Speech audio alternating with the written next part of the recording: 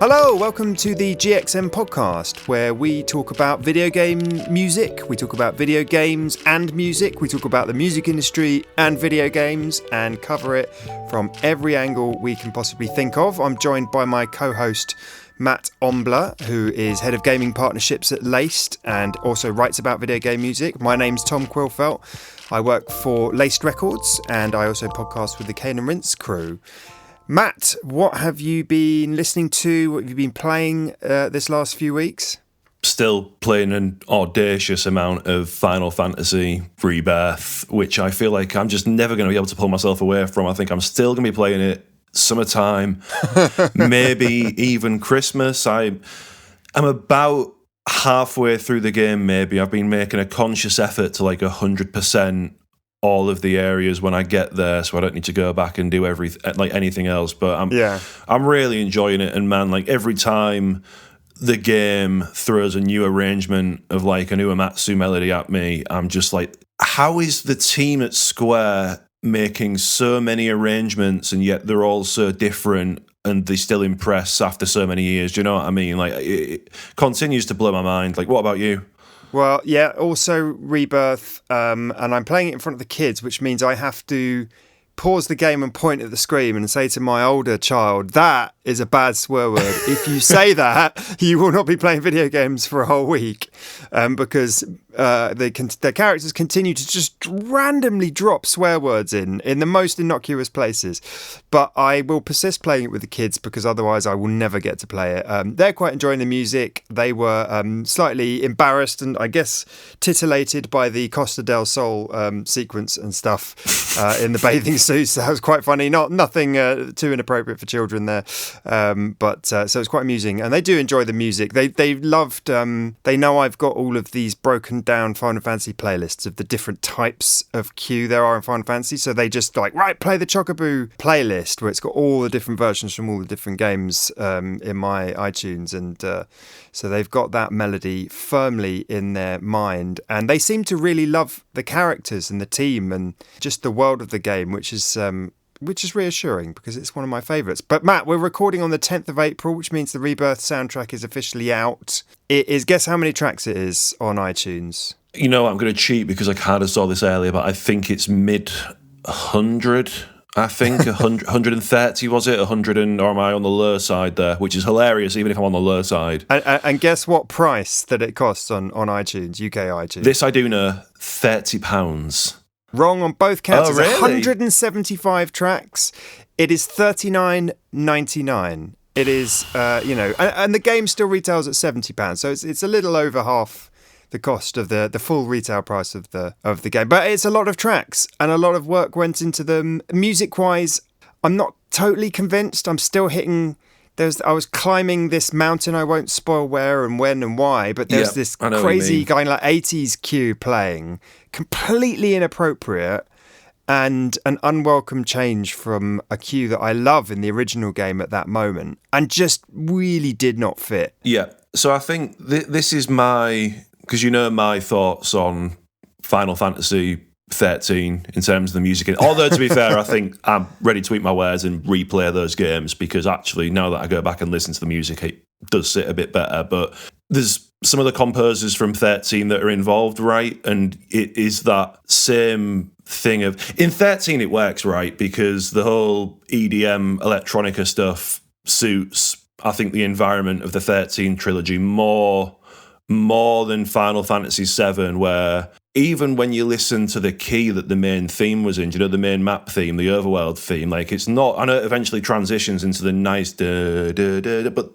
it starts off like quite bleak. Like 7 at its core is like a very quite dark, bleak game. So yeah, I think it is quite jarring where you go from a really big orchestral motif or whatever, then into just a really random EDM banger. Especially like in an iconic location like that, do you know what I mean? Like, I think I'm suffering a little bit from the kitchen sink approach that this game takes for everything. Because I've had some great play sessions. I've had some really frustrating play sessions, you know, because of the mini games or whatever.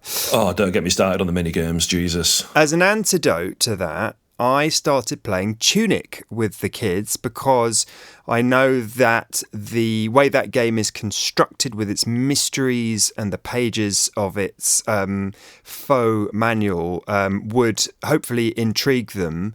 And of course, the amazing soundtrack by Lifeformed and Janice Kwan. So we've been chilling out to Tunic a bit. And then, Laced stuff went crazy. We had Monster Hunter World and Tekken 8 vinyl launches, huge AAA games and huge fan bases. So I was doing the marketing work and videos for that. I was very happy to get that stuff out the door. But terrible time really to release big vinyl releases because blimey, the Baldur's Gate 3 pre-orders went up. IM8-Bit had a huge, what they call the Restockopolis, with some incredible titles in there. The Signalis vinyl has done very well and has a very successful repress, which is a kind of horror game in the vein of Resident Evil and Silent Hill, indie horror game that's I think people are really digging the vibes of that one.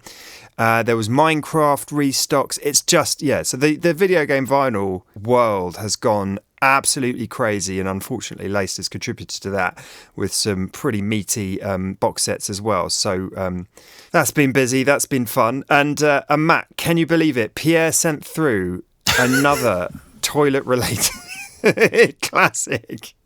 I think this is going to become a running theme every time he comes across one. He said there a track called Fecal Matters from a game. I think it's a game called Yellow Taxi Goes Vroom by Jacob Linker, and it's another fart style classic. I mean, it maybe fart style should be the genre.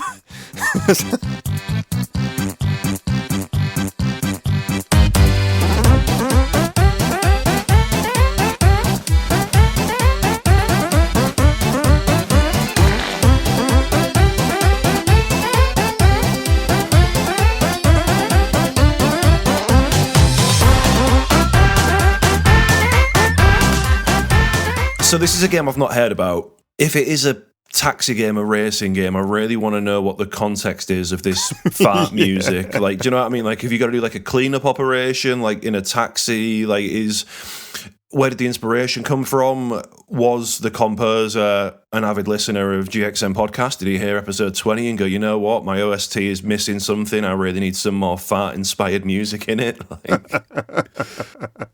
Let's get on to the news, shall we? Yeah, let's jump in.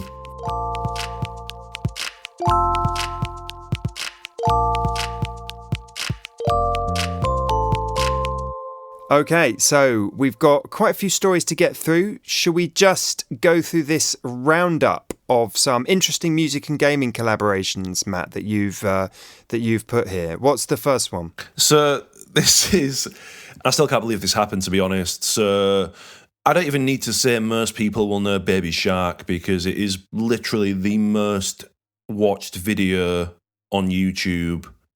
It is a viral kids song. It's annoying.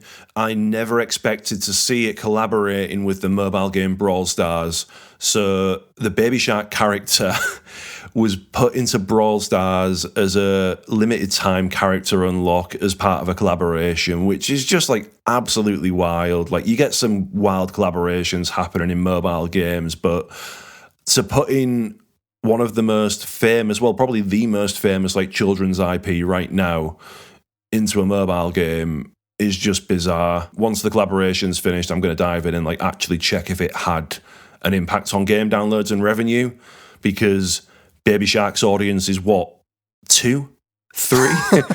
Like, so more like 36 to 46. Yeah, maybe. Yeah, there's an irony here where it's kind of like, let's not dance around the fact that the reason these collaborations happen is mobile games want to bring new users in, and they obviously want to convert them into customers, because a lot of the stuff that is tied to the IP, like normally skins and stuff like that, you've got to pay. So remains to be seen if a load of 2-3-year-olds picked up the parents' phones, managed to download Brawl Stars, spent like 60 quid on like Baby Shark skins. There is actually a video. We'll put this in now so you can listen to it. El Primo, do-do-do-do-do, the legend of the brawlers. El El Primo, do-do-do-do-do. He dives for a new adventure.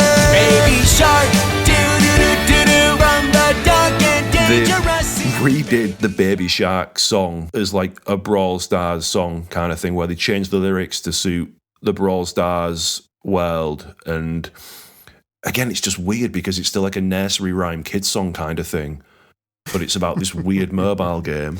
Onto another weird collaboration that absolutely no one expected from the way that publications have written this up. I've spoken about Hatsune Miku, the Vocaloid, who is also like a hit rhythm game star because Sega have made a game around her.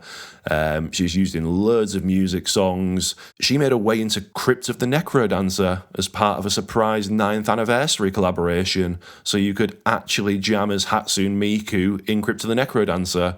So I think it's cool as well because literally this game is 9 years old, so the fact it's still doing limited time collaborations like this, but with someone like Hatsune Miku, that will not have been cheap to get that IP into the game. Well, I mean, who's paying who? These are so random, some of these things, Yeah. it's seemingly. Hatsune Miku will have been paid. So this is Crypt of the Necrodancer basically kind of going, we want to get more people to play our game. Unless whoever is like responsible for Hatsune Miku, the IP holder, was like, you know what, we really like Crypt of the Necrodancer, let's do something. But don't think that will have been the case. And then finally, Riot Games obviously killing it on the music front as always with their collaborations. Their latest is with the Japanese girl group XG, who wrote a new song called Undefeated for a new season. So we'll put a link to that in the description as well. Interestingly, of Valorant and not League of Legends. Although Valorant is presumably in the League world, but it's their shooter game. Yeah, and there's loads going on across kind of like, I think now, because they've got that new fighting game coming out as well, so I think Riot is starting to flesh out now away from League of Legends, but it's cool to still see him being so music-centric and understanding like the importance of these music collaborations and how much of an impact they can have to players and stuff like that. And what's interesting is, as a bit of background context, normally when they do these collaborations with artists and stuff, it's normally to announce a new character or something like that. So it's almost like you're announcing like not an official theme song for the character because it's not a leitmotif in the, do you know what I mean? It's not going to be used in the game and stuff like that, but they are associated with like a certain vibe and a certain image because all these characters have a certain style. Sometimes they have Japanese girl groups like XG, sometimes they have hip-hop groups or metal groups or whatever else, so loads of musical flavour there. And then there is another collaboration that I might as well dive into now because it's a big one. Slipknot making their way into Dead by Daylight. So again, Dead by Daylight, the asymmetric survival horror game. The last collaboration, interestingly, was with Iron Maiden. I don't know if you saw that, but that brought new characters into the game for the killers, who are basically the people who hunt down the survivors. But to make sure they weren't left out, the survivors actually got like Iron Maiden band merch that you could wear. So even if you were going to go into the game and not play as a killer, you could still rep Iron Maiden merch in the game just as like a normal survivor. So I thought that was really cool. Obviously there are 9 members in Slipknot. The drummer recently left / was fired. No one really knows what happened there, but it seems like his mask was left out. So in total, only 8 members appeared in the game because nobody actually knows who that new Slipknot drummer is yet. So yeah, that was a really cool one. An interesting fact as well, if you wanted to get all of the Slipknot masks in the game as part of the collaboration, you would have had to have spent $35, which, as we know, is pretty much the price of a normal game now. Maybe not a AAA game, still shy of a Final Fantasy soundtrack. Fair point. What would you spend $40 on? Would you spend $40 on a new Final Fantasy soundtrack or Slipknot in a survival horror game? I don't know if anyone's going to buy all of those, but 35. It's suddenly all of it. I don't know if it's like, you know, lobster being boiled in the pot doesn't feel how hot it's getting. But for some reason, $35 doesn't sound that much. Like, I don't feel like anyone's going to buy all of those necessarily. They might just buy 1 or 2.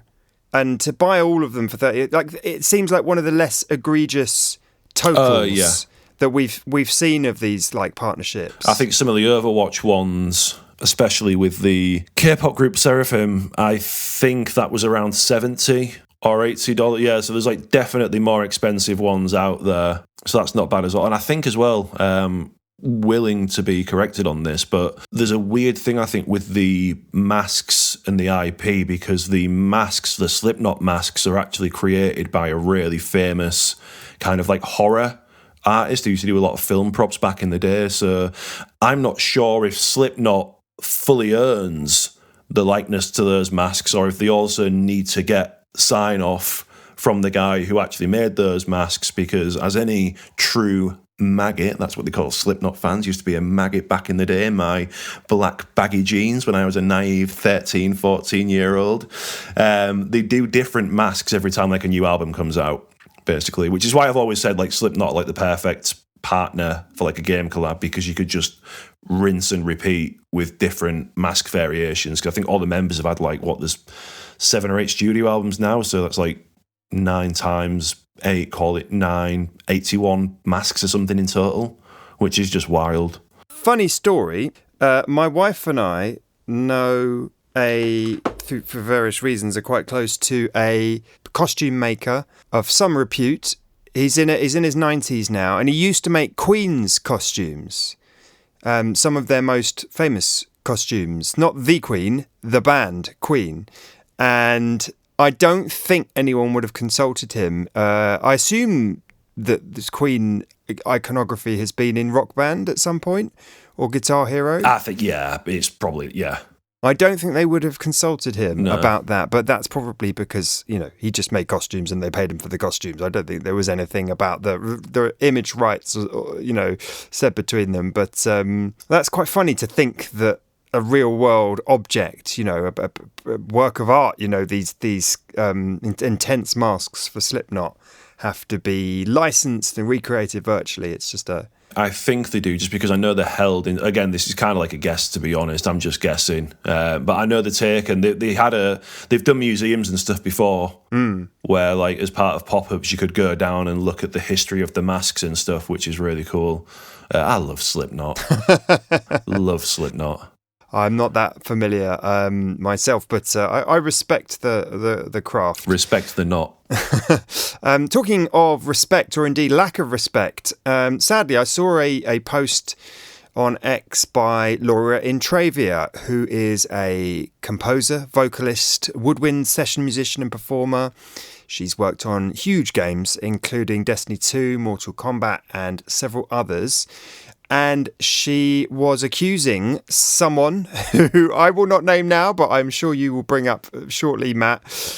Someone not of the best reputation had been selling her sheet music illegally.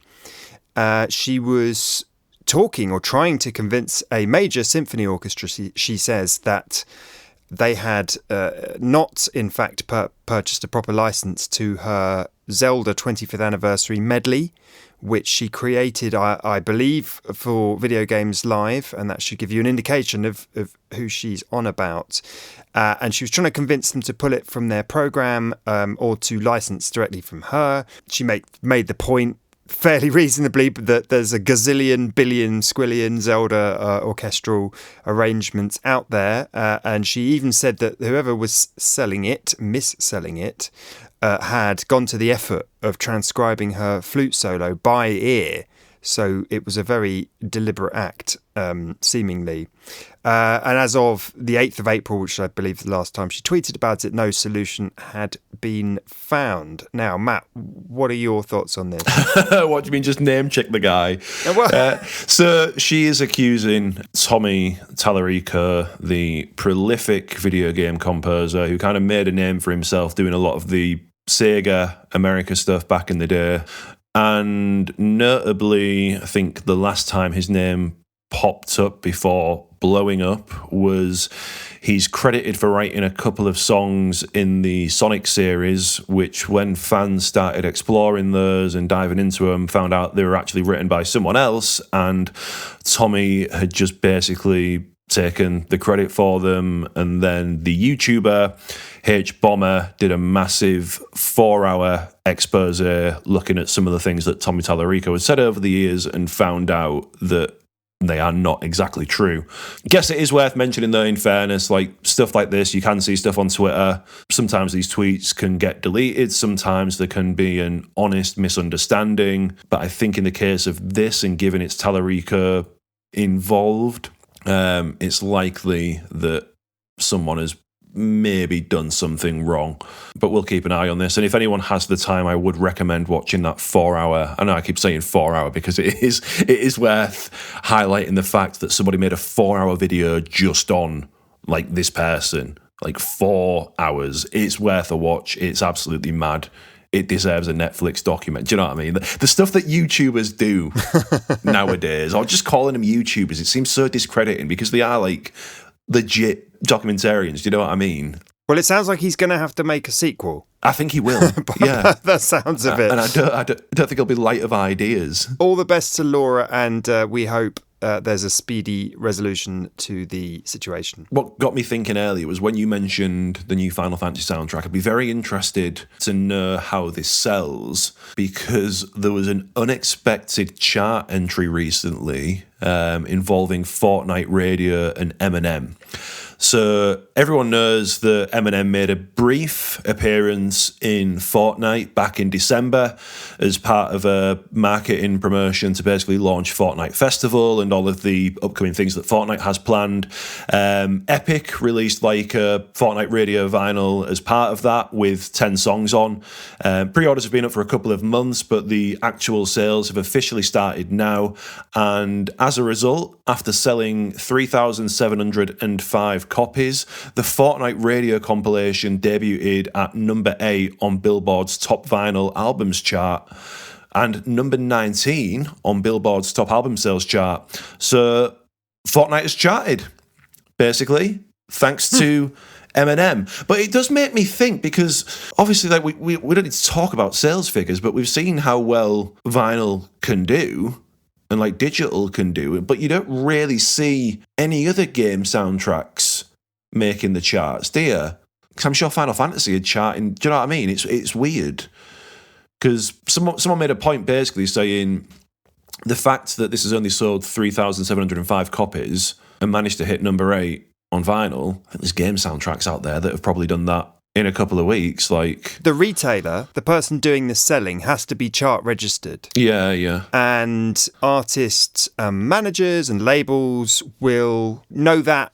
And sometimes there's been some naughty goings on with physical releases and stuff and ticket sales to game the charts. But as we were saying last time, charts are funny because just by their nature these days, it's difficult to make one thing equate another and make a kind of holistic chart that takes into account everything that goes on everywhere in music at once across all different formats now, and sort of produce something that's truly representative and meaningful. So I think just whoever was selling this, it could have been through Amazon, for instance. Yeah, I think it was probably Amazon, yeah. And I assume Amazon must be chart registered, mustn't they? I mean, just the sheer number of music releases on there. So, it could be that it only got released through Amazon, or they got a big stock and someone important tweeted about it or whatever. I don't know. Whether a retailer does or doesn't feed back chart data, it will have a sort of an effect there. And then just another quick mention of an article that caught my attention. This was in Mixmag, another write-up of the Wipeout soundtrack. This time from the perspective of being the world's first rave-inspired video game. Journalist Daniel Dillon Ray basically delved into the legacy of Wipeout by speaking to people who were involved in its creation. So there's some really cool people involved in this. You've got Ian Anderson from Designers Republic, who I think when we talk about artwork for video games, like the style and aesthetic for Wipeout is still out of this world, you know what I mean? Like when you look at what was done, it was so cool. Series co-creator Nick Burkham and the A&R Robert Manley, who was responsible for getting the likes of Chemical Brothers, Future Sound of London, Prodigy and Daft Punk into the soundtrack. There's some really cool bits of information in this, and we'll put a link in the episode description if anyone wants to read the full piece. Because I interviewed a few months ago Tim Wright, Cold Storage, who was the composer who was working at Psygnosis at the time that Wipeout came about, and he wasn't even into club culture himself at the time, and then quickly got up to speed with the music and the culture. But this is from some of the other people involved, and of course the licensed tracks, and it was just Wipeout's just it deserves all this attention now because it was an absolute landmark game. Yeah, it was impossible to play the thing. Like, it was really hard. It's like one of the hardest racing games to pick up for the first time. You are crashing into every single corner. For a game about speed, it took me a long time to get good at Wipeout HD on the PS3. I really enjoyed that. I was going to say, have you played the remakes? Because they're really, really good. It was, I think, probably out of all the games, I say all the games I had on PSVR as if I had a massive collection, but there was probably about 3 or 4 that I actually played. Wipeout was the one that I kept going back to. I used to sink into my couch, lean really far back, and then put my feet up, like on a small table. So it was like I was actually in the pod. It just felt like really geeky and cool, but man, I loved it really, really. You're right, the old ones don't hold up, but the remakes are like 10 out of 10. I do wonder, though, it is a design masterpiece, the UI elements and all of that, and it has seldom been replicated. And I think there's a possibility that games like this, like Res, like cult games that have this club aesthetic and music and sort of plug into that culture, they're not mainstream video games. They don't sell enough copies to make a big movement and make a huge kind of whole genre out of it, seemingly, because when we come to the aesthetics of like UI, of in-world design, okay, Cyberpunk is a fairly huge game in terms of all of that stuff, but there's not many others. And, there's a lot of fantasy games out there. There's a lot of like medieval fantasy, dark fantasy, and there's a very established aesthetic for that stuff in terms of UI, in terms of logo types, that kind of thing in video games. But it's such well-trodden territory. I would love to see design as brave and iconic as the original Wipeout games, turn up in other places in video games. You've got, I think, the closest thing to it now, and it's not solely from a design perspective in terms of like what Designers Republic did, but more in terms of that vibe from that era. I think that's what Enhance are going after. Like they did that quite well with Tetris Effects, where it absolutely really had and definitely with Humanity, which I think is a weird one to mention, but we were chatting about this because I interviewed him for a piece a while back. And you can see it in the market. I don't know if you saw the marketing campaigns for Humanity, but they kind of went down this whole, the really quirky like Japanese PS1 ads you used to get in the day. Back in the day, they were just like super weird. They did an ad like that where it was following the dog around, and they did loads of other like weird stuff. And when you actually play the game and you look at the dialogue and stuff and the narrative, and it's just kind of like, hang on a second, this is a puzzle game, but there's some really weird stuff going on in this. Like, there's a rich vein of weird games like that from Japan, PS2, PS3. So it's sort of following a legacy there, but it's odd design wise and minimalistic to some extent, but it doesn't have the swagger of Wipeout. That cool sleekness. I really do miss that. I don't know what type of game it would have to be for them to go really all guns blazing on the design front. Hotline Miami? Yeah, well, I mean, again, it's got a strong aesthetic, but that's the pixelated, grimy kind of Cocaine Cowboys, neon. That's the synthwave aesthetic. It is quite cool. It's tired now, though, as well. Tired now. It's not as cool as Wipeout, honestly. I still think Wipeout... Nothing will ever be as cool as Wipeout. Well, exactly. That's it.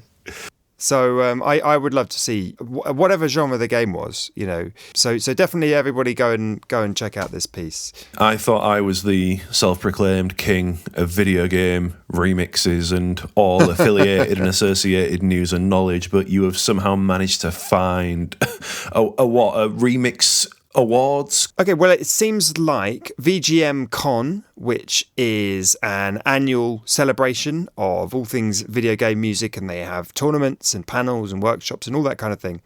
They have a Game Music Remix Awards 2024 that I believe people can stream. I assume it's happening at the con itself. They've got a nominations list out at the time of recording. I believe that by the time we post this, or by the time you listen to this, they'll probably have announced the winners, which obviously we can't do because we are in the past. It's an interesting nominees list. It's split up by genre. I noticed a couple of artists I recognise. Harpsichord, which is a fantastic pun. Insane in the Rain music, I think a lot of people know for their jazz stuff. And the Virtual Video Game Orchestra. But Matt, nowhere to be seen is the 8-Bit Big Band, who did release a record. You know, this awards nominees list covers 2023. I do wonder if the 8-Bit Big Band are kind of like the Hans Zimmer of video. Do you know what I mean? Where it's kind of like they're so big, like they've got a Grammy now, like just let them do their own thing kind of thing. Like maybe there's that. But I feel proud of myself that I recognise a lot of the kind of more obscure ones in here, but you do know I'm going to have to listen to every single track now that's listed in the nominees section. A really quick one. Have you heard of Cartoon Network? I've seen some bits of them on Twitter. They're very active on Twitter. So I'm going to have to shout out Cartoon Network. I mean, it's fairly obvious from the name. They do ska covers of like not just video game music, but like cartoon songs. Again, Cartoon Network.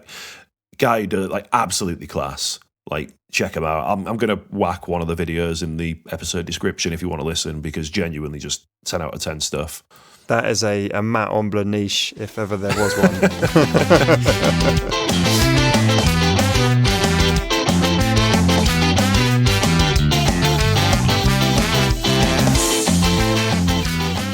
Around Christmas time, we were having the laced drinks, and I got to sit down outside in the freezing cold and have a lovely conversation with Joe Caithness, who is the mastering engineer for many a laced release. He's done well over 100 vinyl releases, thousands of tracks. He has mastered excellently for us, tens of thousands of happy customers. So we just chatted about mastering. He is a font of knowledge about all things music mastering, and we got into it.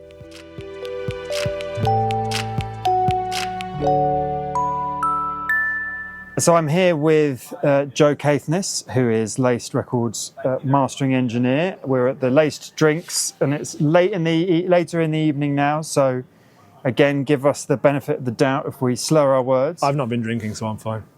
I've been drinking ginger beer. Didn't have to admit it. Okay. Joe, what's your involvement with video game music, and when did you get started? I started when Laced was embryonic in size through somebody who previously worked at Laced, because I played in a punk band that played at his venue, and we started talking about, this is how the music, if anyone wants to get a job in the music industry, that's how you do it, you just go everywhere. And I had some knowledge of like the more technical and less obvious pop, rock, non-popular music stuff that was not formatted in a way that you might expect a normal album, something that's a bit different. So he recommended me to work on, it was Enter the Gungeon, Hearts in Halves EP, which I think was a single LP. I think might have been the third or fourth thing that Laced had sort of, it was when, it was all very much trying stuff out and putting together, a creative team and that kind of stuff. I think this was 2016. I think it's 2016, yes. Yeah. So I think I'm the first and longest running person to work with Laced. And you might, I mean, how many releases have we done since then? 150 or something? No, it's more than that. More than that, and you've mastered almost all of them. I think I've done about at least 200.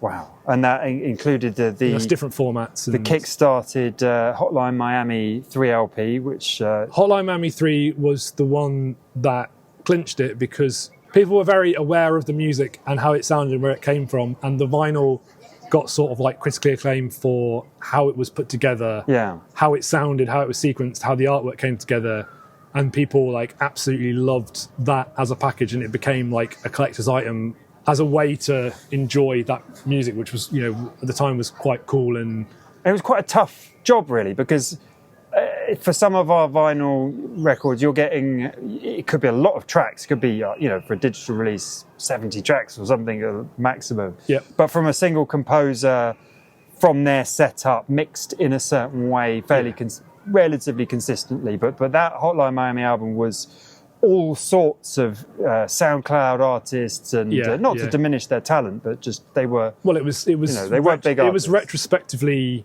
put together as opposed to written for the release. It was not commissioned, was it? It was done backwards, essentially. Yeah. Like they found the tracks and asked if they could. That sort of project where you basically have something that's all over the place and you have to sort of throw it at somebody who won't ask questions and will just sort of do it and get it good. That's what most of my work is. Yeah. So I do a lot of reissues, compilations. I do albums with artists, and they hire me early on in the project, and I'm going to be the mastering engineer for their thing, and they know that, or they work with me several times or whatever. But a lot of the stuff that I get is where it's like a folder of audio and a spreadsheet sent to me from people who don't really know what it is, but it needs to be transferred onto whatever format, vinyl, which is particularly difficult to get certain types of audio to sound good on. And to be clear, I don't do the vinyl cutting. I don't do the vinyl mastering in that respect. It's difficult because people call it mastering, but the official term is vinyl pre-mastering. But that confuses people because it's like, well, the pre-master is the thing that comes before it, and it's because it's an analog format. You've got an extra step, so it's actually the credit is vinyl pre-mastering. But if somebody says who mastered the album, it's unless you've got a named person cutting it, or someone doing both. Yeah. It's usually you would refer it to the mastering. So I would say, I mastered the. And when you say cutting it, what's that process? Cutting it is changing the electrical format into a physical format. Yeah. So going from a computer to an electromagnet to a physical thing, which is what vinyl then plays back off, or the several generations manufactured after that. But with vinyl, the amount of stuff that can go wrong, there's a quote by a mastering engineer, I can't remember who it is, who said, the easiest thing to do in the world is to play a vinyl record wrong. There's like so many different, and from every stage, the amount of people who could mess it up and it's irreversible is really big. So people who do a lot of the sort of stuff that I do, like I don't do a lot of like pop singles. I don't do a lot of, I do some hip hop. I've actually got a platinum record for a Polish hip hop record, but that's a different market. But like, there are people who are hired who work on every artist's single, and they're sort of part of the production team. Yeah. For their aesthetic and their songwriting and everything. Whereas I do a lot more like, here's this weird thing. What's a typical game soundtrack that you've mastered for vinyl? And kind of what's the simple process? It literally sounds like a weird thing to say, but it ranges more than any other type of work that I do, because you'll get one project where it's, I won't say which specific ones because I don't know what's been released by the time this comes out, but there are certain soundtracks where it's been done incredibly tightly by a small team who have got a sound in mind that's been decided really early on in the game development, and it's basically been kept perfect and pristine to the point that it's been sent to me, and I've got it with all the headroom. I've got it perfectly sequenced. Headroom just means that it's not too loud. It's not been limited. They've not done any loudness processing. Whereas some things, that's been baked in earlier on, and then part of the job is to mitigate for that. I won't go into the reasons why, but like square waved off hard limited audio can be generated basically perfectly through digital systems. But the second you try and make a stylus play it can't do it because of mathematical impossibilities, basically. So if you've ever had a vinyl record, you basically have. If you have a vinyl record where you're really upset that the vocal sounds bad because you get this constant tearing out sound, or if you've ever had a vinyl record where, especially towards the middle of the record, every time the chorus kicks in, it sounds kind of quieter and you've lost some top end, or the top end becomes sort of hazy, and then when it drops back out again, you can feel and hear more dynamic range again. It's usually because the original source that was baked in because they were doing that as a production aesthetic for the format they were originally working for, which would be CD usually. So we work on some stuff like that where it's like, this is super hard limited and super clipped, but it's coming out on vinyl, and we can't just like take all the top end off it because it won't sound like the same song again. So I've got like a lot of like very specific tools, and I do like beta testing for companies as well who build these tools. So basically remaster from a master that's no longer suitable for a new format that was invented in the 1920s. So it's like you're kind of doing some weird time travel that involves some quite tricky stuff. And then, of course, you have to then rely on the production side to go well and the cutting engineer to cut it at the right level so that it doesn't distort, but also it's not noisy in the quiet bits. So there are soundtracks that come in which are basically perfect, and I don't change the sound. Funny enough, some of the soundtracks that people are the most happy about are the ones where I've basically had to rebuild entire low end because of stereo problems and stuff, or try and make it sound like the original track, even though if you put it on an analyzer, it doesn't look like it anymore. And on the other side, things that I've basically not touched. So it's like the two, one job will be literally just listening incredibly carefully and making sure it adheres to the standards that we're given by the pressing plan.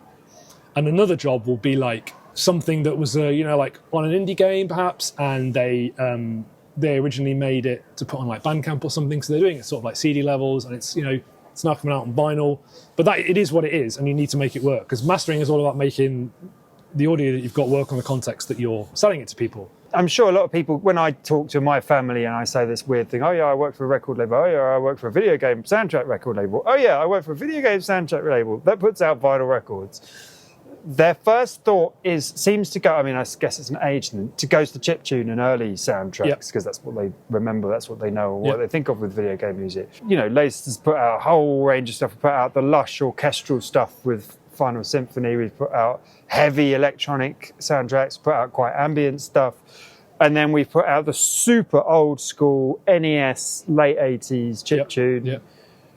With Mega Man, for instance, and the like PC Sound Blaster era. Oh, no, RuneScape's a little bit later. PC default sound card era with RuneScape. Like MIDI RuneScape's libraries. actually its own instrument. I got corrected on that. They actually made their own. Oh, really? Okay. Proprietary. So with something like Mega Man, something like RuneScape, is there a difference to the job of mastering for vinyl? Yeah, because you're at that point the understanding of it and the enjoyment of it is something so far away from the vinyl listening experience that you need to basically balance it perfectly so that you're not fixing anything, but also this weird stuff where like something's hard panned on the left and right is part of the music. It's essentially wrong, but the wrongness is what's given it its quirks, and people have written articles about how weird but amazing it sounds and stuff. And if you were to take that away from it in the mastering, you've basically you might as well have just cut it without even listening to it, because you've sort of spoiled it.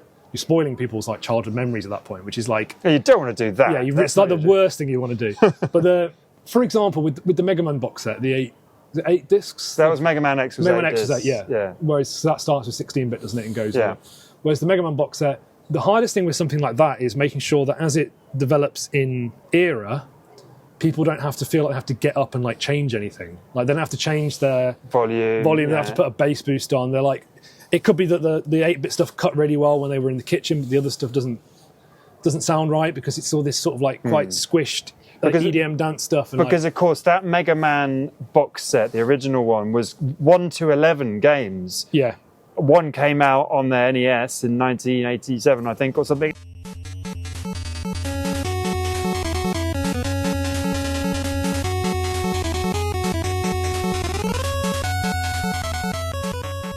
And 11 came out, on modern HD platforms, I think. Yeah.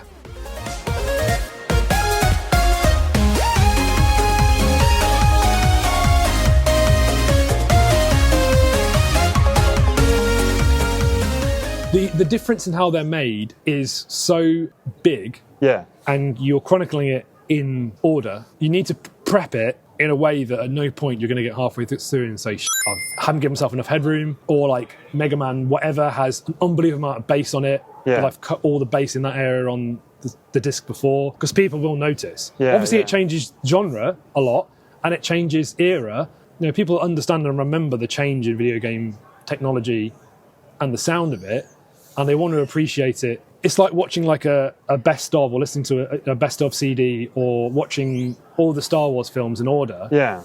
If you had all different versions of those films and you just chucked them on a DVD box set and you get to one disc and you're like, whoa, everything's completely different now, I need to adjust everything. Yeah. You've kind of lost the experience. You bought one thing on purpose. You bought the box set because you want it all there to be the same.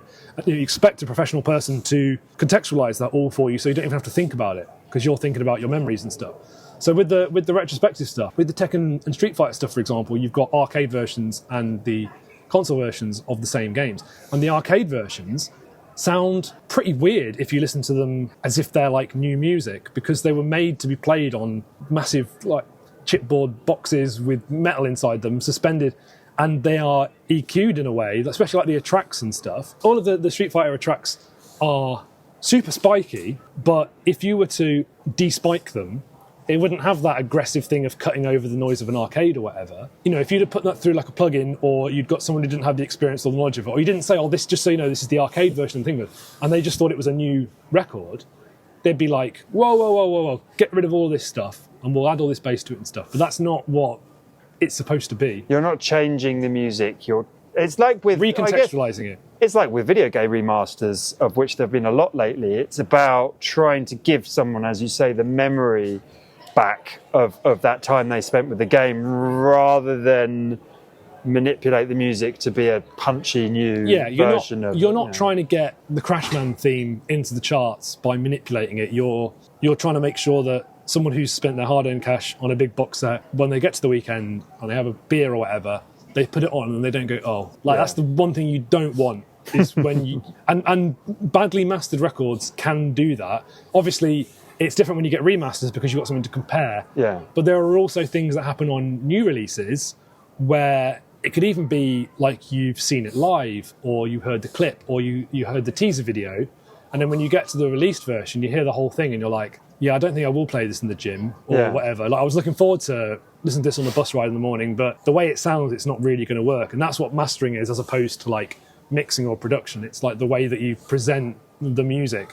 And people can really, really mess it up. And it is something that, like, people think it's a dark art. It's not at all. It's just you have to have somebody who's knows a lot about music and can do some pretty complicated contextual planning, and has good metering, and can listen for very, very long periods of time and keep objectivity. That is the most impressive part of your job, from my perspective, is just when you do what we call QC, quality control, which is where you've already listened to the album, the tracks all the way through to master them, and then you've got to listen to them again all the way through in real time. And there's some long albums. Well, for most, it depends how long it is, and how quick we need to turn it around. But most times what I'll do is I'll prep it, and then I'll, using visual and the information I have, I'll separate it out, put it into blocks, put markers on it, etc. This is side A, side B, and I might note that this is the 16-bit version, it's the 8-bit version, whatever. And the next stage is to then go through and like try EQing it and stuff. Like I do like a first fix EQ, and just do all the stuff I need to do to mix the vinyl specs. Because some stuff has a lot of energy in areas that you can't cut onto vinyl, or they'll reject it. Out of phase stuff. We don't go to the technical side of it, but I need to check all that first. And then if that does anything negative, I need to make a plan to then. I've rebuilt a lot of like out of phase low ends in a way that if you looked at it on a meter, it would not cut well on vinyl. But I've managed to psychoacoustically do clever stuff where it's now mono, but it still sound stereo using some very clever tools. But I have to do all that first before I do any sort of like, this track sounds a bit louder than this one or whatever. There's like, you have to fit all those technical specs in, and then it has to still sound good. Like, not only does it need to sound good, people will expect it to sound better in some cases than what they've already heard. What's your favourite album, musically speaking, from start to finish that you've worked on, video game soundtrack? Probably Mega Man. Probably Mega Man. Because that has the most nostalgia for me. Playing Mega Man 2 as a kid. That was my first video game.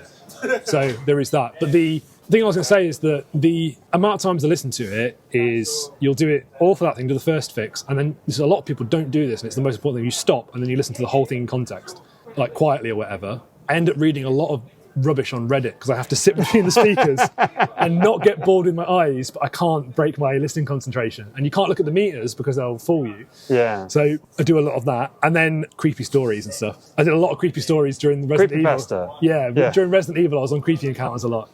The point is about the listening thing is that you will spot things doing that listen that you won't spot if you're just dropping in on it. Because you have to drop in to just check the levels, look at the meters, do all that kind of stuff. But there are things, for example, the way that we listen is all to do with evolution stuff, but the way that we listen, a chunk of sound instantly is very different to the way we listen to stuff in context. One of the main things that I do that people don't realise is I do a lot of fixing fades. Right. And gaps between songs and removing silence, because you'll often get stuff, or adding fades where it's just a loop track or whatever, and doing it in a way that nobody notices. Like, I do so much fade fixing. It's unbelievable the amount of fades that I fix, because they're like linear fades, which sound really bad. Yeah. or they fade off too quickly, or they go You've too taught long. me about that. You've taught me about. Oh yeah, we had a moment. Yeah, yeah. we won't go into that. The amount of people who won't put anything at the end, or they'll let something tail out forever. Yeah. Because in the game, that would then fade down. There'll be some dialogue or something. But in the soundtrack, there's certain things we've worked on where they've left loads of space, which is great. But it's like 10 seconds. And if you've got a vinyl listening experience, and every 10 seconds you start to hear the surface noise, or you start to hear the cars outside, again, you're being pulled out of the experience. And also, short side sound better. But the point is that no one in the game has ever thought about that end section.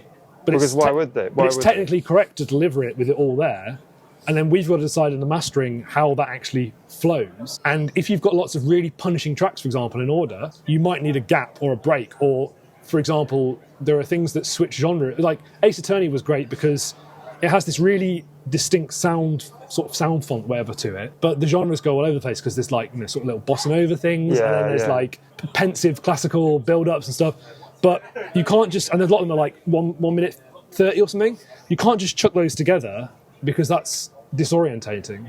You need to, even if you don't know the game or play the game, which for most of them I haven't because I'm too busy mastering to play them, but you need to understand that the experience of somebody, they're going to put the needle on, sit back and expect you to entertain them without them, like I said before, getting up. Yeah. And if you start pummeling them, or you start leaving too long gaps, or God forbid you don't put a fade in and you hear it click out. Also with vinyl, you're having to do another stage of digital to analog conversion. So if you've got stuff that doesn't ramp in properly, you've got stages where you're doing stuff like sample rate conversion and sending it to the cut ahead, or any processing they have to do that might incur a click. Like the amount of people who send their audio from the first millisecond of the audio, where it's basically ramping straight up to something, to a transient, the second you put that through a processor, any sort of analog to digital stage, it can misinterpret that and it'll just go. So if your favourite track's coming up and it's halfway through the record and you've paid loads of money for someone to remaster, transfer the record, and you get to the track and it goes as it kicks in, it's like the worst thing ever. And you would never notice that in the context of the game. Yeah. But if you're trying to enjoy it as music, you would notice all these things. Yeah. And that's all the sort of stuff that I have to think about the second I get a batch of audio and I drop it into the DAW and I start looking at it. And most of this stuff is stuff that no one would ever consider that somebody is looking after. But if somebody wasn't, they'd be quite upset. You're the invisible helping hand to the audio listening experience. Yes. Good. Well, thank you for your troubles.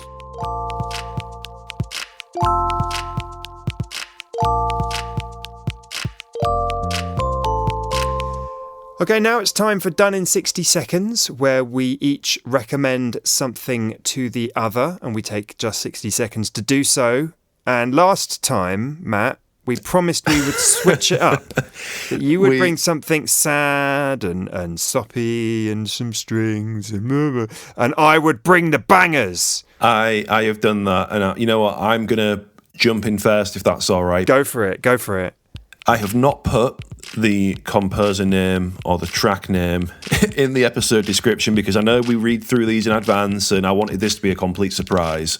So I'm not sure if I don't know if you've played Demon's Souls, but there is an iconic boss theme in it, made in Australia. The music in it in the original game is like it stands out from the rest of the Demon's Souls soundtrack, but this remix, which is done by a composer called Alex Rowe. The remix track is called Abandoned by God. Genuinely one of my favourite video game remixes I've ever heard. It's sad, it's haunting, but at the same time it's beautiful. It's just incredible.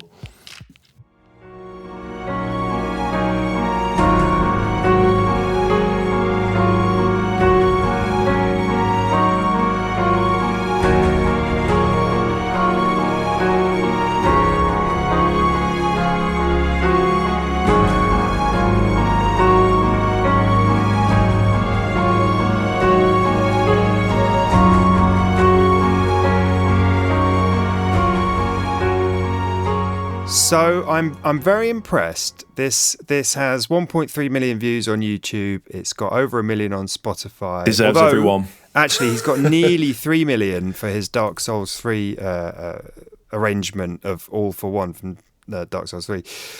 Yeah, this goes back a bit. I did have played Demon's Souls quite a lot recently. I love the soundtrack that Sony put out for the remake for PS5. I absolutely love that album.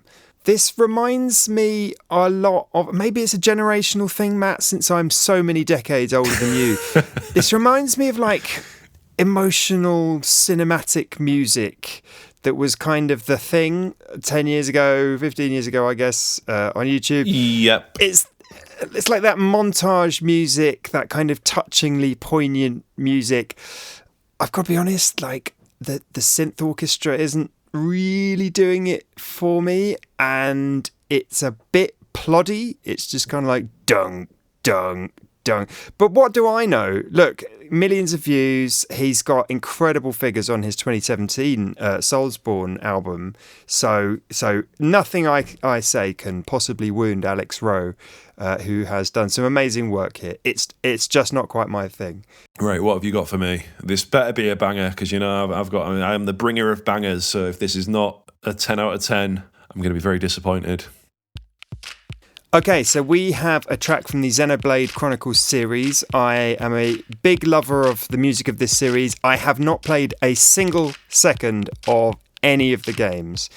Shout out to Barry Epoch Topping, who is a massive, massive fan of these games and the soundtracks especially. I recently just got into the Xenoblade Chronicles 3 soundtrack. I loved the soundtrack Xenoblade Chronicles 2 so much. So I was just digging into this, and then very early on I heard a battle banger, I guess we could call it. And I thought, yeah, this would be good to bring to Matt, to continue to try and convince you to dig into the enormous but extremely good Xenoblade Chronicles soundtracks. Yes, if you were to hit the whole series, it would be like 900 tracks, or I don't know, maybe not that many, but it would be a big ask, but well worth it, I think. Just the overall quality of the series' music. Track's called Tactical Action.